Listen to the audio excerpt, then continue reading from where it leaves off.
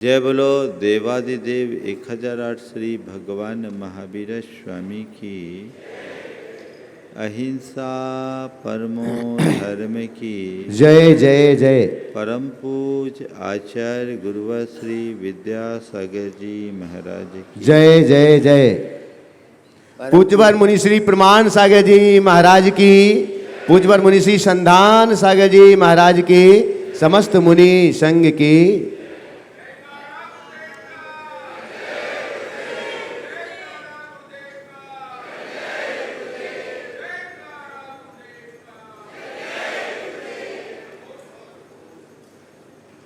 आज बात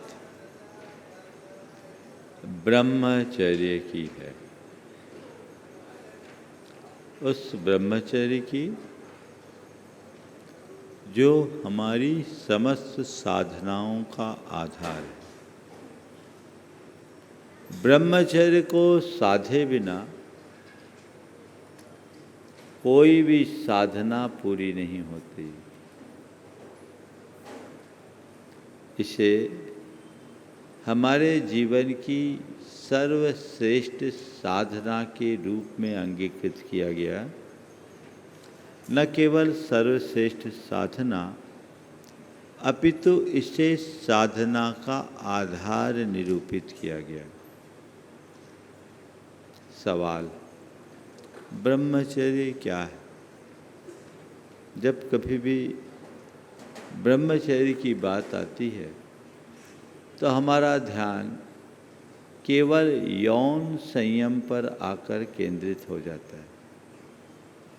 यौन संयम ब्रह्मचर्य का एक महत्वपूर्ण अंग है, पर ब्रह्मचर्य का संबंध केवल यौन संयम तक सीमित नहीं है। ब्रह्मचर्य बहुत व्यापक है। ब्रह्म का और चर्य, इन दो शब्दों के मेल से ब्रह्मचर्य शब्द बना है। ब्रह्म यानी आत्मा, और आत्मा की उपलब्धि के लिए किए जाने वाले आचरण का नाम ब्रह्मचर्य। अगर दूसरे शब्दों में कहें तो आत्मा के निकट आने का नाम ब्रह्मचर्य। इसे और स्पष्ट करूं तो जो आत्मा के जितना निकट है वह उतना बड़ा ब्रह्मचारी है, और जो आत्मा से जितना दूर है वो उतना बड़ा ब्रह्मचारी है।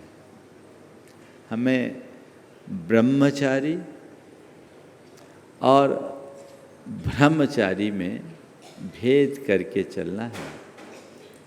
आत्मा की दूरी और निकटता से ही ब्रह्म और अब्रह्म का पता चलता है। मेरी आत्मा से कितनी निकटता है और मैं अपनी आत्मा से कितना दूर हूँ, सब कुछ उस पर निर्भर करता है। सवाल है, मैं आत्मा से दूर कहाँ जाता हूँ? आत्मा में ही तो रहता हूँ। यही तो समझने की बात है। आत्मा से दूर हमें कौन करता है? शरीर से हम भले दूर नहीं होते, तो भावों से तो कहीं के कहीं होते हैं। अभी आप यहाँ बैठे हो, पर आपका नाता पूरे संसार से है।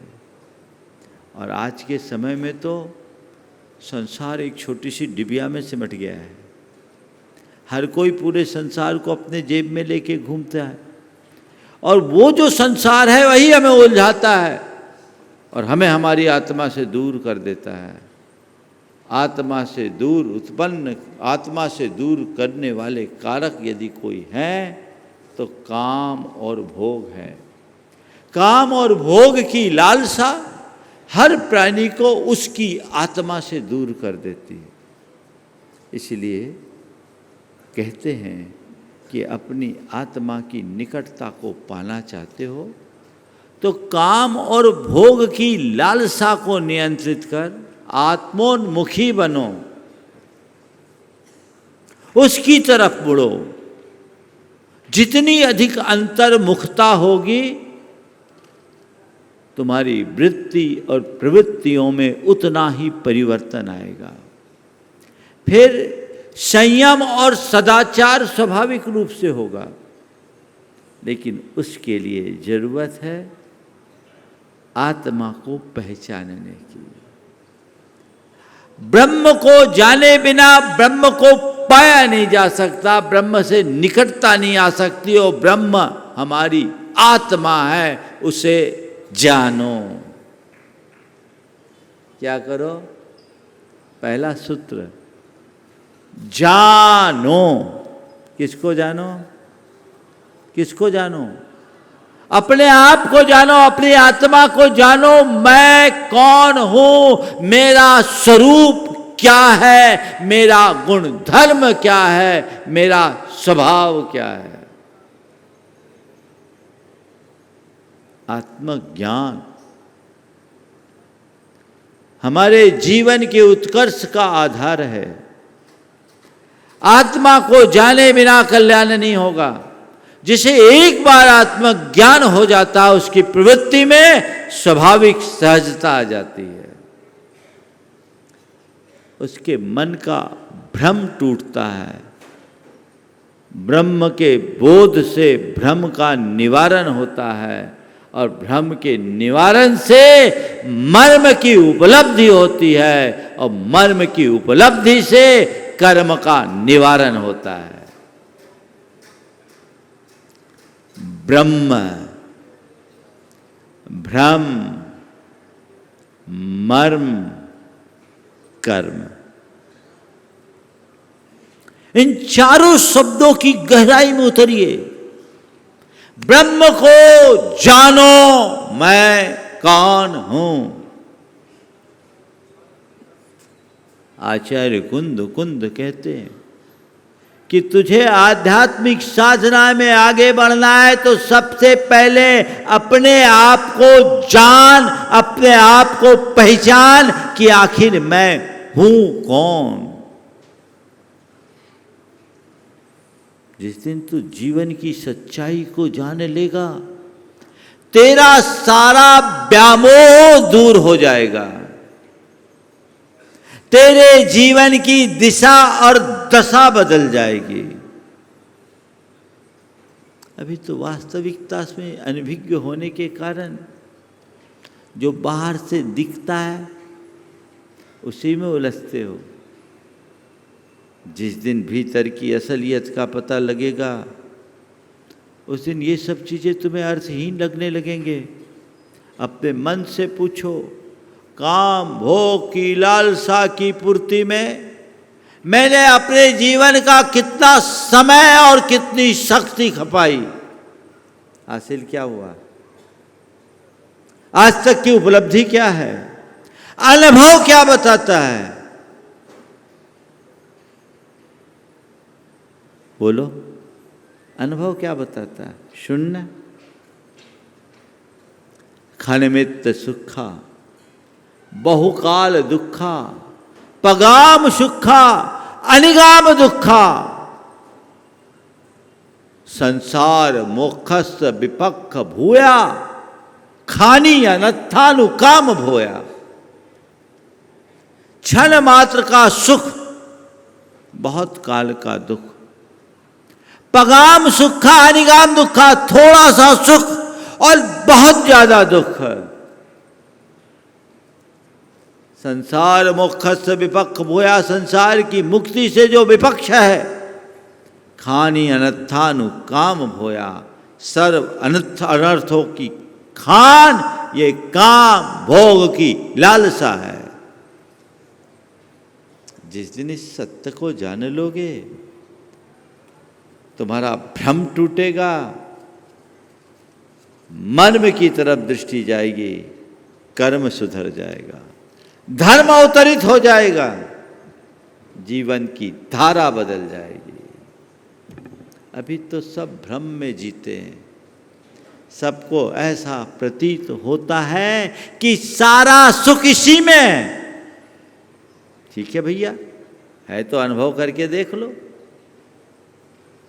अनुभव करके देख लो। सुख है कि सुख की तृष्णा, सुख का आभास, कोई व्यक्ति शरीर में खाज खुजाए और खुश हो, उसको हम क्या कहेंगे? बोलो, खाज खुजाने में सुख है कि दुख? हाँ, थोड़ा जोर से बोलो।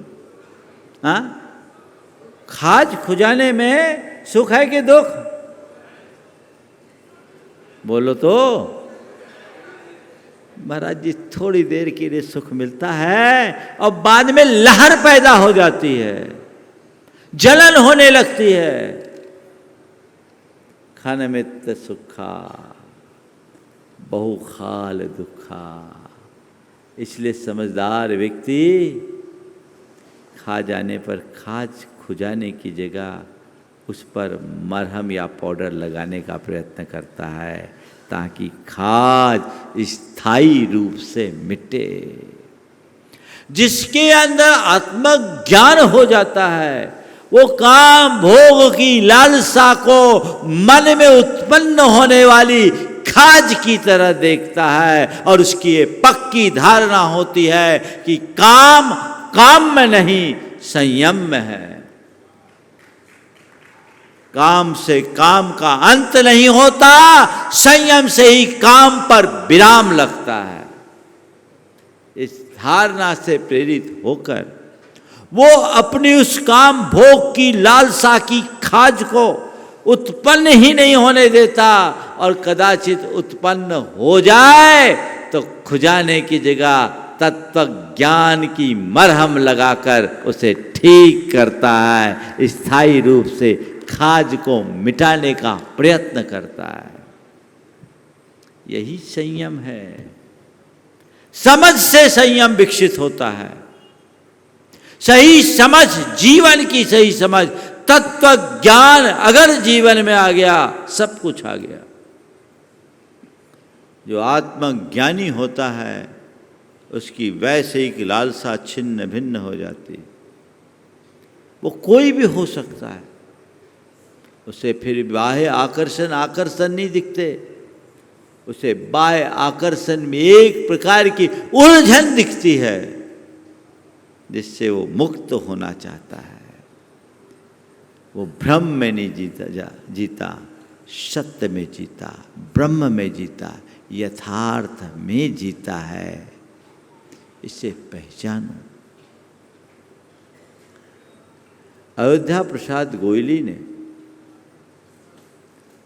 एक कहानी लिखी, कहानी ने एक घटना लिखी, ब्रह्मचारिणी गाय का। आज के संदर्भ में वो प्रसंग बहुत उपयोगी दिख रहा है। उन्होंने लिखा, स्वतंत्रता संग्राम के दिनों में जब वो ग्वालियर के जेल में थे, तब ये घटना उनके ज्ञान में आई। उसे उन्होंने, उनकी 2-3 किताबें हैं, सबको पढ़ने लायक है। गहरे प्राणी पैठ, कुछ मोती कुछ सीप और जिन खोजा 3 पाइयाँ, भारतीय ज्ञानपीठ से प्रकाशित छोटे छोटे प्रसंग है, पढ़ने लायक है। मैंने बहुत पहले पढ़ी थी। उसमें उन्होंने इस घटना का उल्लेख किया। उन्होंने 2 घटनाएं उसमें लिखी, ब्रह्मचारिणी गाय और पतिव्रता चिड़िया। 2 घटनाएं। देखिए, ब्रह्मचर्य मनुष्य का आत्मज्ञान होने पर एक पशु में भी घट जाता है। एक परिवार में एक गाय पलती थी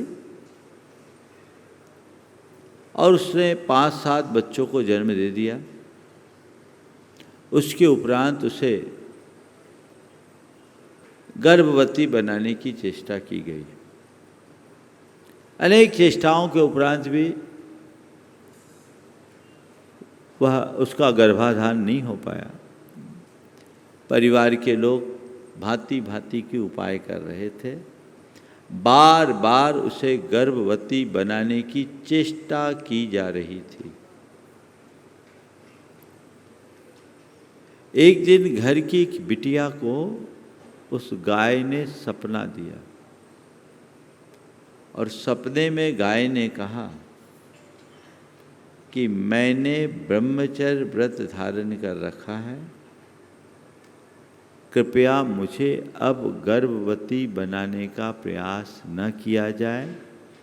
यदि ऐसा किया गया तो मैं कुएं में छलांग लगाकर अपनी जान दे दूंगी। अभी सुनो, बिटिया ने बात पूरे परिवार को बताई। घर के लोगों ने इसे सपना मानकर अनसुना कर दिया। सबने ये कहा कि गाय और ब्रह्मचर्य, आदमी में ब्रह्मचर्य नहीं हो रहा है, गाय काय को ब्रह्मचर्य करे। और फिर उसे सांड के पास ले जाया गया। जैसे ये कृत्य हुआ, गाय ने एक झटके से अपनी रस्सी छुड़ाई और घर के आंगन के कुएं में छलांग लगा दी। वहीं उसका अंत हो गया। कहते उस गाय ने अंत में 2 बछड़ों को जन्म दिया था और दोनों बछड़ों में ऐसा प्रेम कि दोनों लघु शंका भी साथ किया करते थे। ऐसी बात, ऐसे संस्कार। ये ब्रह्मचर्य एक गाय में भी घट सकता है। किसके बल पर? आत्मज्ञान के बल पर। इसलिए आत्मा को जानो, आत्मा को मानो, विकारों को जीतो, ब्रह्मचर्य को जियो। आत्मा के स्तर पर सोचो। ये शरीर है, ये चर्म है, इसमें कोई सार नहीं। अंदर के मर्म को जान लो, अपने गुण धर्म को पहचान लो, कर्म बदल जाएंगे। विषय भोग की तृष्णा और लालसा मनुष्य को एक प्रकार के भ्रम जाल में ही उलझाती है। मोड़ो, आत्मा के स्तर पर जियो। एक गृहस्थ के लिए ब्रह्मचर्य के संदर्भ में ये कहा गया कि एक गृहस्थ अपनी कामना को कम करे। और कामना 2 स्तर की है, केवल एक नहीं। इच्छा काम और रति काम।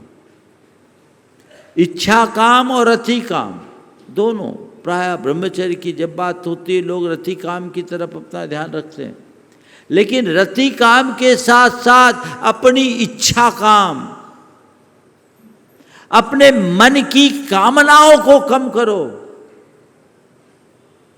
जो आध्यात्मिकता के बल पर ही संभव है। मन की अशुभ इच्छाओं को पूर्णतः नियंत्रित करो और शुभ इच्छाओं को परिष्कृत करने का प्रयत्न करो, तब जीवन आगे बढ़ेगा और तभी आध्यात्मिक अनुभूति हो पाएगी। और रति काम को धीरे धीरे नियंत्रित करें। गृहस्थ के लिए पूर्ण ब्रह्मचर्य का उपदेश नहीं, उसे ब्रह्मचर्यानुव्रत धारण करने का उपदेश, यौन सदाचार का पालन करें। ये जैन धर्म की विशेषता है। जैन धर्म गृहस्थ को भी ब्रह्मचारी कहता है। पर ब्रह्मचारी की बात जब सामने आती है तो जो घर गृहस्थी से मुक्त होता है उसे ब्रह्मचारी के रूप में देखा जाता है। लेकिन ये अवधारणा अधूरी है। जो गृहस्थ है वह भी ब्रह्मचारी है। पति पत्नी के आपसी संबंध है, फिर भी वह ब्रह्मचारी है। कब? जब यौन सदाचार पले तब। इसे ही स्वदार संतोष व्रत के अंतर्गत कहा है। हमारी संस्कृति में स्त्री पुरुष के लिए एक दूसरे के अतिरिक्त संसार के अन्य स्त्रियों के प्रति माँ, बहन और बेटी जैसी पवित्र दृष्टि और पिता, भाई और पुत्र जैसी पवित्र भावना रखने का संदेश दिया है। इसी दृष्टि की पवित्रता का नाम ब्रह्मचर्य है। ये स्वदार संतोष व्रत को धारो, अपनी ऊर्जा को सही दिशा दो। इसके लिए विवाह के बंधन की व्यवस्था बताई गई और ये तो कहा गया कि तुम अगर पूर्ण ब्रह्मचर्य धारण नहीं कर सकते तो विवाह के बंधन में बंधकर किसी एक के साथ सीमित होकर यौन सदाचार पूर्वक जीवन जियो, लेकिन पशुओं की तरह स्वेच्छाचारी जीवन जीने की इजाज़त हमारी संस्कृति में नहीं है।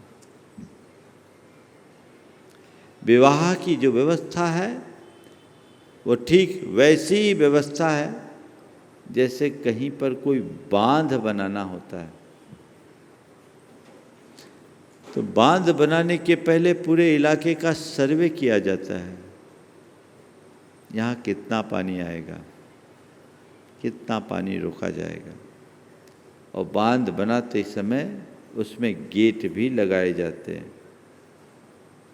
बांध में आने वाले पानी के अनुपात से उस गेट को खोला भी जाता है।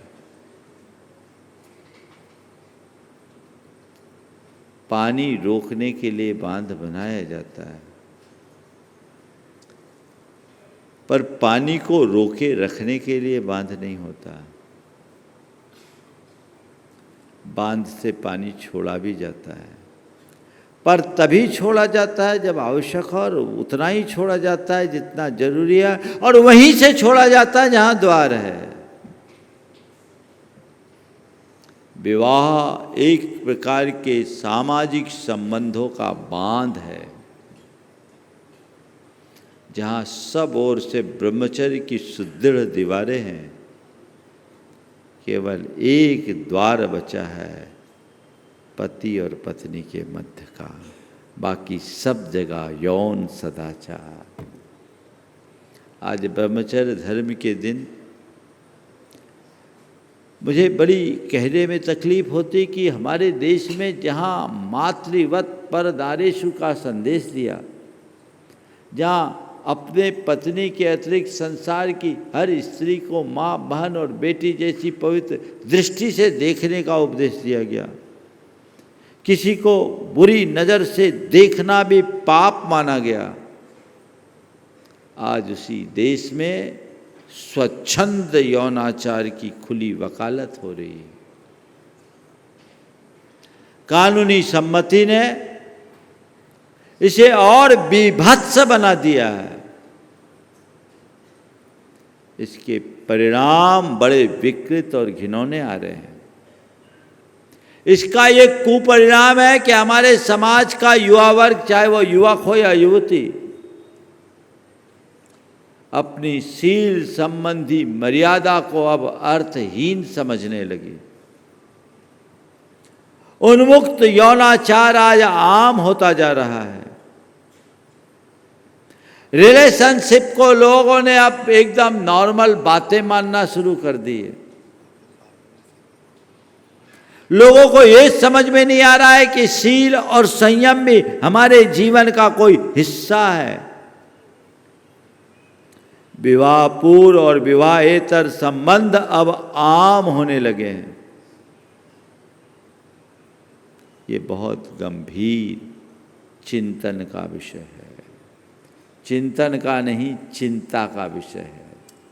इस तरह की प्रवृत्तियों ने हमारी पूरी सामाजिक और सांस्कृतिक परंपरा को छिन्न भिन्न कर दिया है। जहाँ धर्म, अर्थ और काम, इन तीन पुरुषार्थों के मध्य सम्यक संतुलन बनाकर जीने का रास्ता बताया गया, वहाँ तो कुछ बचा ही नहीं। चलेगा धर्म, कैसे बढ़ेगी संस्कृति, कैसे निभेगी परंपरा, कैसे चलेगा परिवार और कुटुंब की व्यवस्थाएं, कहाँ रहेगी? कभी आप सबने इन पर विचार किया? बंधुओं, आज जो समाज की तस्वीर दिखती है बड़ी बीभत्स और घिनौनी है।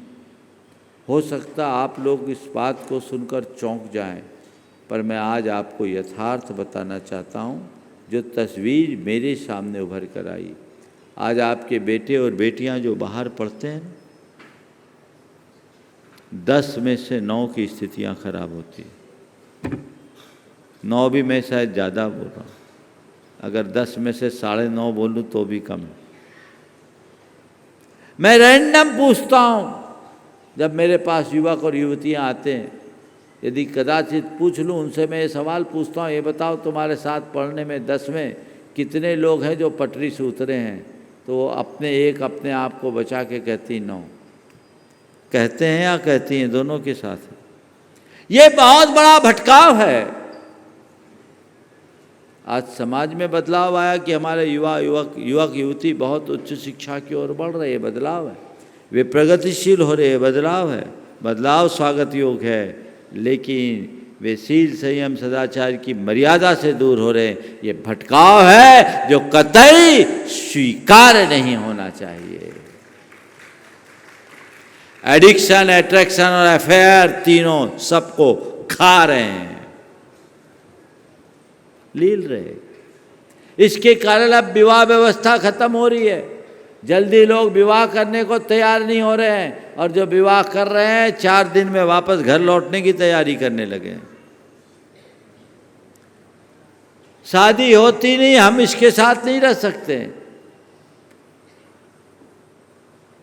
लड़की हो या लड़का, दोनों तरफ से, और केसेस लड़कियों की साइड से ज़्यादा आ रहे। लड़कियां नहीं रहना चाहती, लड़का रखना चाहता है, और लड़का भी इसलिए रखना चाहता है कि एलिमनी कौन दे।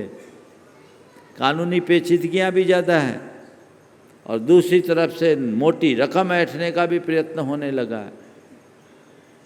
और वो भी ये सोचने लगी है क्या फ़र्क पड़ता है, दूसरे से कर लेंगे, दूसरा छूट जाएगा, तीसरे से कर लेंगे। यानी अब पति पत्नी भी कपड़े की तरह हो गए, चाहे जैसे जब चाहे जिसको बदल दो। कैसी विडंबना है। जबकि एक स्त्री को ये चीज़ समझना चाहिए कि परपुरुष का संसर्ग उसके सील का दाग है, वो उसके जीवन में कभी नहीं होना चाहिए। जो इस मर्यादा को जानेगी वो अपने जीवन में कभी दूसरे ऑप्शन पर विचार ही नहीं करेगी। हमारी संस्कृति में 2 ही बातें हैं, विवाह या वैराग्य, तीसरा कोई रास्ता नहीं। विवाह करो, निभाओ, ना निभे तो वैराग्य का रास्ता है। विरक्ति के मार्ग को अंगीकार करो। विवाह विच्छेद हमारा धर्म नहीं सिखाता। ये जागरूकता होनी चाहिए। आप अपने बच्चों को बाहर भेजते हो, गुरुओं के समक्ष संकल्पित करा करके भेजो, और समय समय पर उन पर थोड़ा ध्यान भी दो। और आजकल के बच्चे बहुत होशियार हो गए, माँ बाप को घुमाना जानते हैं, अच्छे से घुमा देते हैं, और बहुत तेज़ी से आप घूम भी जाते हो। थोड़ा सा आप सजग रहें और उनके अंदर ऐसा संस्कार जगाए कि आपको देखने की जरूरत ना हो, वो खुद में सुरक्षित रहे, अच्छे संस्कार हो। कैसे संस्कार होते हैं? एक लड़की, पिता नहीं थे, उच्च शिक्षा के लिए बाहर जाना चाहे, मुझसे कही लड़की बहुत संस्कारित थी, मुझे लगा कि इसे भेज देना चाहिए, क्योंकि जहाँ वो रहती थी छोटा सा गांव था, गार्जियन चाचा थे।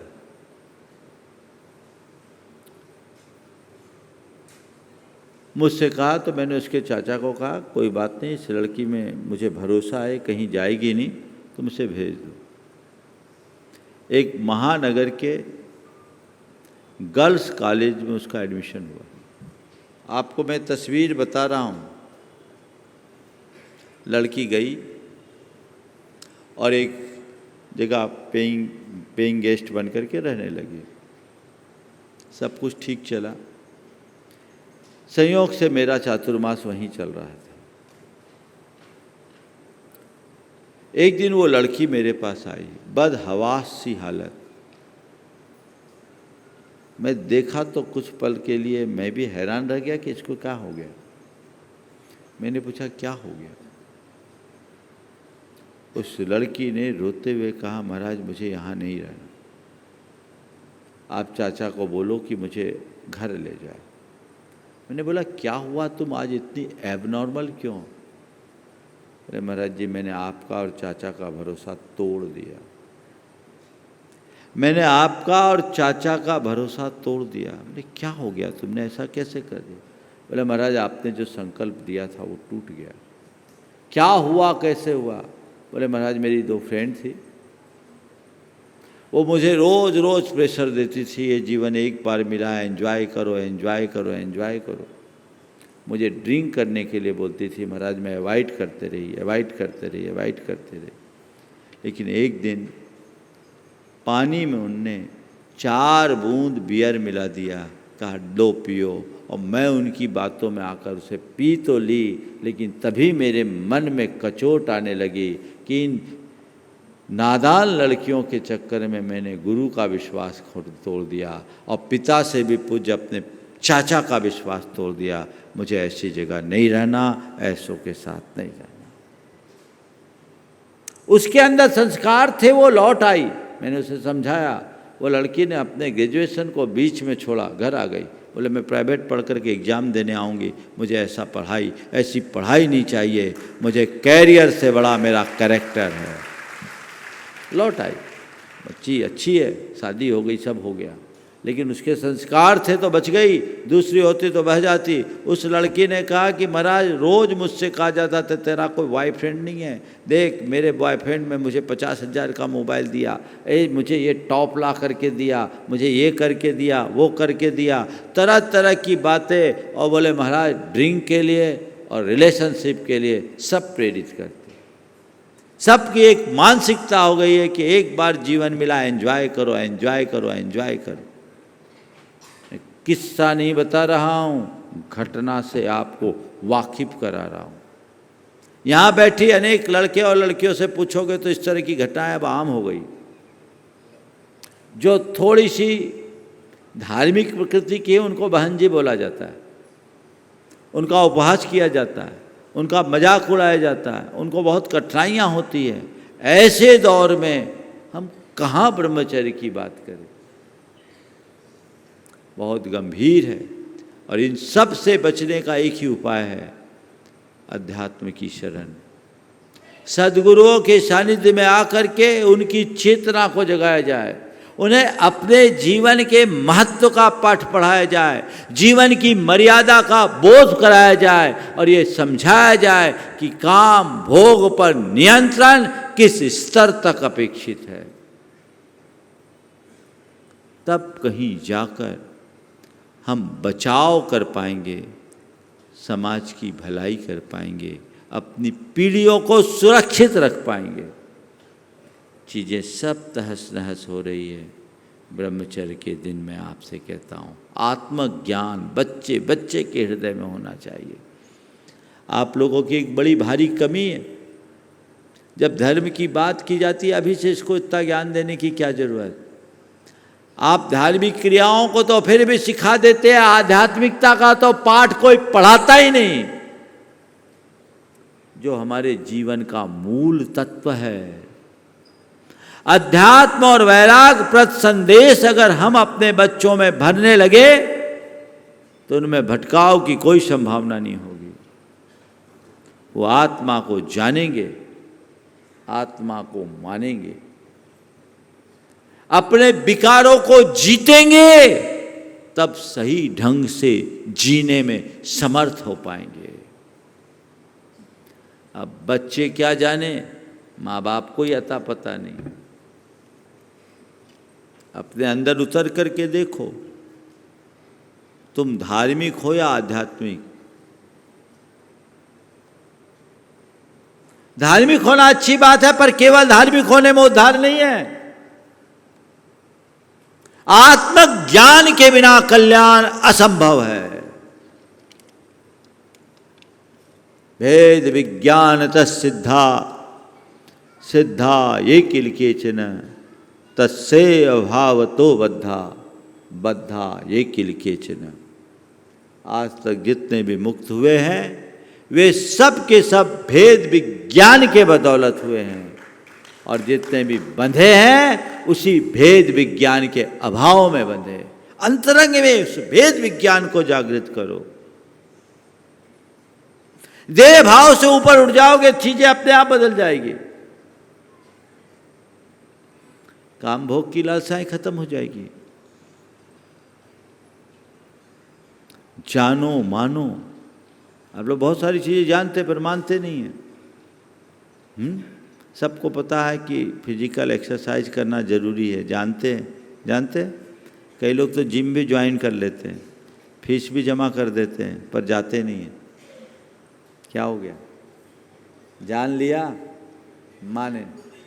हाँ, वो तो जिम ज्वाइन करना तो स्टेटस है, हमने जिम ज्वाइन किया है, पर आलस। जान लिए, मानेंगे नहीं। एक ने कहा मैं डाइटिंग पर हूं, पर एक जगह गया, मिठाई देखकर मन चल गया। क्या हो गया? यही है ना, यही बदलाव होना चाहिए, क्योंकि ये भटकाव है। भटकाव पर नियंत्रण तभी होगा जब अंदर से आध्यात्मिकता की भावना जागेगी। बदलाव चाहिए, दिशा में परिवर्तन चाहिए। भ्रम तोड़िए, मर्म को पहचानिए, अपने भीतर के ब्रह्म को जानिए, मर्म को पहचानिए, उसके ऊपर दृष्टि रखिए, चर्म के ऊपर दृष्टि नहीं। तब आपका कर्म बदलेगा। मनुष्य की ऐसी कोई दुर्बलता नहीं है जिसे साधा न जा सके। सब कुछ सध सकता है, बशर्ते वैसी दृष्टि हो। एक बार एक युवक ने मुझसे पूछा, 21 साल पहले की बात, महाराज जी आपके इर्द गिर्द इतनी महिलाएं युवतियां रहती हैं, आपके मन में विकार नहीं आता? हो सकता आप लोगों के मन में भी ये सवाल आया। उसने पूछ लिया, बोले महाराज आप इतने लोगों के मध्य रहते हैं, महिलाएं रहती, युवतियां रहती है, उनके बीच रहते हुए आपके मन में कोई विकार नहीं आता? मैंने उससे सवाल किया, ये बता, जब तू अपनी माँ और अथवा बहन के सामने रहता है, तेरे मन में कोई विकार आता है क्या? जब तू अपने माँ या बहन के सामने रहता है, तेरे मन में कोई विकार आता है क्या? बोले महाराज उस समय तो वैसे दृष्टि ही नहीं रहती। तब मैंने कहा बस यही अंतर है तुम में और हम में। तुम्हारी कोई एक माँ बहन है, मुझे हर स्त्री में माँ और बहन दिखती है। तुम्हें स्त्री दिखती है, हमें माँ और बहन दिखती है। बस यही दृष्टि की पवित्रता तो आ जाए, जीवन बदल जाएगा। तो संस्कृति बदल गई। हमारे यहाँ किसी महिला को माँ बोलने की परंपरा रही, माता बोलने की परंपरा रही, स्त्री को और अगर सब वयस्क है तो उसको दीदी बोलने की परंपरा रही। अब तो सब हट गया, मिस और मैडम हो गई, मैम आ गई। ये कौन सा कल्चर है? बोलो। आप किसी स्त्री को दीदी बोलते हो या किसी पुरुष को भैया बोलते हो, उस भावना में, और मैम और मिस्टर बोलते हो, उस भावना में क्या एक रूपता है? ये पश्चिमी जीवन मूल्य का विकृत परिणाम है। यौन सदाचार कहाँ पलेगा? पहले मर्यादाएं होती थी, अब तो एक दूसरे से हाथ मिलाए बिना काम नहीं होता। अरे हाथ जोड़ करके भी तो अभिवादन किया जा सकता है। हमारी परिपाटी तो यही थी। हमने अपनी मौलिकता को खोया, संस्कृति से विमुख हुए, उसका कुपरिणाम आज सामने है। ब्रह्मचर्य की बातें भले बड़ी हो जाए, लेकिन कर्म तो लोगों के बड़े खराब होते जा रहे हैं। यौन सदाचार का संकल्प लीजिए। जितने लोग यहाँ बैठे हैं, हर उम्र के लोगों से मैं कह रहा हूँ, बच्चे बूढ़े सब बराबर हैं। एक बार एक 80 साल के सज्जन ने बड़ी आत्मग्लानि के साथ मुझसे कहा, महाराज क्या बताऊं, भगवान के दर्शन करते करते भी कोई युवती दिख जाए तो मन डोल जाता है। उपाय बताओ। 80 साल का व्यक्ति, उसने ईमानदारी से कहा। और बंधुओं, अगर मन न बदला तो उम्र भले ढल जाए, लालसा तो जवान ही बनी रहती है। उस लालसा को केवल अध्यात्म के बल पर बदला जा सकता है। आध्यात्मिक सोच और वैराग्यपूर्ण भावना ही तुम्हारे जीवन को नियंत्रित और संतुलित बनाएगी, नहीं तो मन पल में बहक जाएगा। अब बहकने के बाद तो भटकना है। कैसे संभलोगे, कैसे संभालोगे? अच्छे अच्छे लोग पूरे जीवन को बर्बाद कर देते हैं एक पल के सुख के पीछे। संकल्प लीजिए, दृढ़ संकल्प, वज्र संकल्प। जो अविवाहित है वो ये संकल्प ले कि मैं विवाह पूर्व कोई संबंध नहीं बनाऊंगा और विवाहेतर का तो कोई सवाल ही नहीं। और जो विवाहित है वे संकल्प लें कि मैं यौन सदाचार का पालन करूंगा, विवाहेतर कोई संबंध किसी से नहीं रखूंगा। तब आपके अंदर ब्रह्मचर्य की शुरुआत होगी। ये शुरुआत है, इससे आगे बढ़ोगे तो और उत्तरोत्तर बढ़ते जाओगे। चरण दन चरण व्यक्ति को आगे बढ़ना चाहिए। इसी के साथ एक चीज़ और आज के संदर्भ में जोड़ना जरूरी है, वह है गर्भपात से बचने का।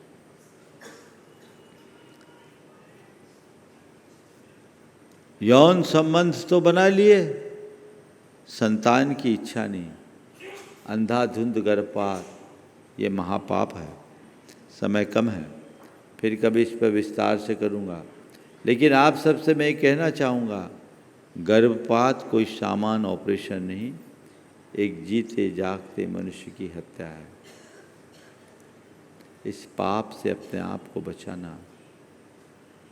और ये हत्या कोई सामान्य हत्या नहीं, अपने ही खून का खून है, अपने ही जिगर के टुकड़े का टुकड़ा है। कभी मत सोचना। मैं उदयपुर में था, एक बहन जी आई, उसके साथ उसका 17-18 साल का बेटा था। दर्शन कराई, बोले महाराज जी इस लड़के का आईआईटी में सिलेक्शन हुआ, आईआईटी मुंबई में गया, बहुत टॉप रैंक में है। बेटा गया और उसके बाद वो फूट फूट के रोने लगी। बोले महाराज अभी ये जो बेटा गया, बहुत होनहार बेटा है महाराज, बहुत ब्रिलियंट लड़का है, हर चीज़ में टॉपर है, लेकिन जब ये पेट में था जांच कराया, लड़की बता दिया, 2 बेटियां पहली थी। सब ने कहा अबॉर्ट करा लो। मैं अबॉर्शन के लिए चले गई डॉक्टर के पास। महाराज डॉक्टरनी जैन थी, बहुत समझदार थी। उसने मुझे समझाया कि ऐसा काम मत कर, तीसरा आया उसे भी संभाल लो, जैसे 2 पलेगा वैसा तीसरी पल जाएगी। मैं डॉक्टर की बात को मान ली, पर महाराज उस पल मेरे आश्चर्य का ठिकाना नहीं रहा। जब डिलीवरी हुई तो बेटा हुआ। और महाराज अब ये बेटा को देखती हूँ इस बेटे को, इतना प्रतिभावान प्रखर मेरे मन में आता है। मैं तो इसकी हत्यारीन बन रही थी। मुझे लगता है कि मैं कितना बड़ा पाप करने जा रही थी। मन में तो मैंने सब धार ही लिया था। वो डॉक्टरनी का शुक्र हो जिसने मुझे समझाया और मैंने अपना निर्णय बदल दिया। लेकिन महाराज मुझे लगता है मुझसे बहुत बड़ा पाप होता, बहुत अनर्थ हो जाता। महाराज इसका प्रायश्चित दो। ऐसा एक नहीं कईयों के उदाहरण हैं। और तुमने जिनको पेट से परलोक सिधारा है, परलोक पहुंचाया है, उनमें न जाने कौन किस किस योग्यता को लेकर आए होंगे। कितना बड़ा पाप, कितना बड़ा अनर्थ है। अनंत चतुर्दशी का दिन है। जितने लोग यहाँ उपस्थित हैं, जिन्होंने भी अपने जीवन में एक कृत्य किया हो, उसका प्रायश्चित जरूर लेना।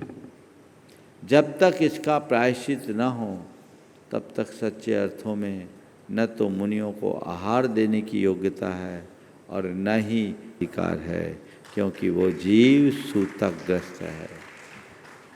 सब समय निकालकर गुरु की साक्षी में प्रायश्चित लेना और कभी भविष्य में न करने के लिए संकल्पित होना।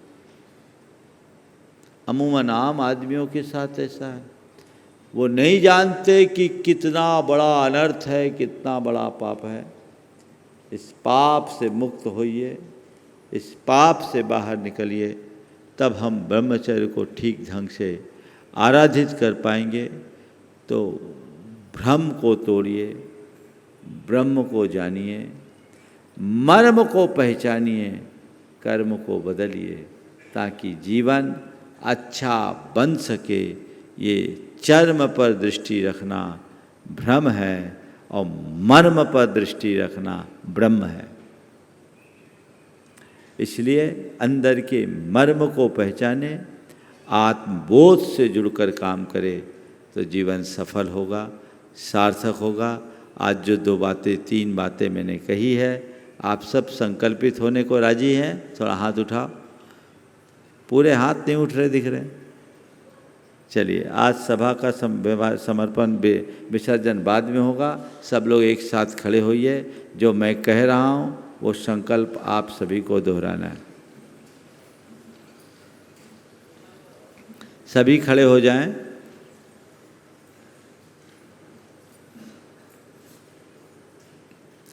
देखो आजू बाजू में कोई बैठे हैं तो उनको उठा दो। खड़े होना है, सबको खड़े होना है, बैठना किसी को नहीं है। जिनके संकल्प है उनको भी और जिनके संकल्प नहीं है उनको भी।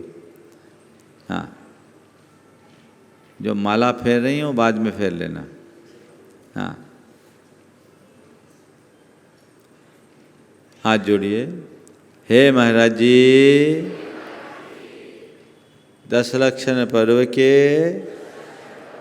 अनंत चतुर्दशी के अवसर पर मैं देव, शास्त्र और गुरु की साक्षी पूर्वक यह संकल्प